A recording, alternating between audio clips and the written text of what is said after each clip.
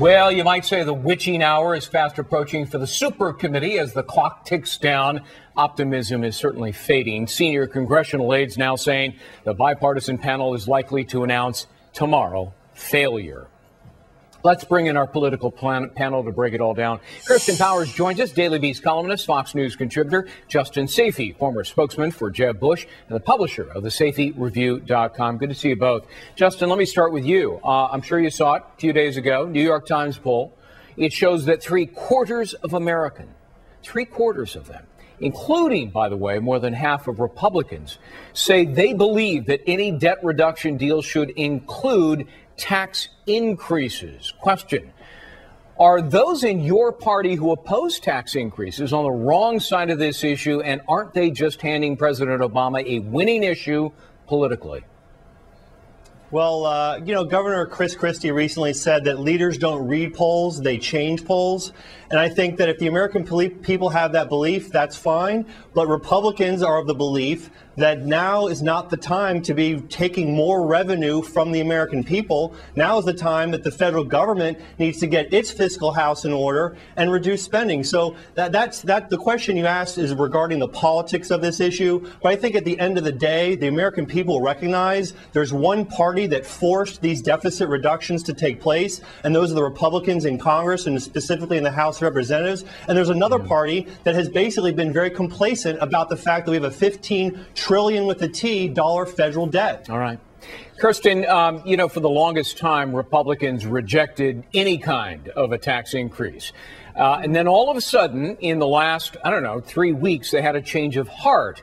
And they tried to compromise by offering a deal with 24 cents of every dollar in savings coming from tax increases, and the other 76 cents coming from spending cuts. Democrats rejected it. Is that a mistake? Well, I mean, it's a mistake for them to not reach a deal. And if there's a way for the Democrats to meet them in the middle, then yeah, it would be a mistake. I think I loved the question that you just asked, the first question. And I thought the answer was a little interesting in that it doesn't matter what the American people think, that 3/4 of, like you were saying, 3/4 of American people think that we should be raising taxes. And I think they think we should be raising taxes by a little bit more than what the Republicans said. But Kirsten, my point to you is, so Republicans did agree to increase taxes, and Democrats said, not good enough. Well, I don't think it was as much as they thought that was necessary. So, I don't think it's the only issue that they disagree on. Greedy? No, I think that in order to pay down the deficit, whether you want to raise taxes or not, look, I don't think people want to raise taxes. There's just a reality. There's only so many cuts that you can actually do. Right. And because of where we are, we need to raise taxes. I mean, I don't want my taxes to go up, but I also don't want us to be paying all this interest on our debt, which is what's going on. Justin, if a deal is not reached, automatic spending cuts will kick in, and now it looks inevitable. And maybe failure is good. And here's why I say that. Take a look at these CBO estimates. We put it up on the screen. These are the automatic spending cuts that will be triggered. Domestic programs, 7.8% cuts. Defense programs, 10% cuts. Medicare spending, 2% cuts. Total savings in the first year of 2013, $68 billion, and then more savings in future years to reach that $1.2 trillion in savings. Look, given the huge spending increases we have seen in recent years, I mean, one can argue those automatic cuts are not at all excessive. So if the choice is between a tax increase that could hurt the economy or these automatic cuts, which I just identified, hey, why not the cuts?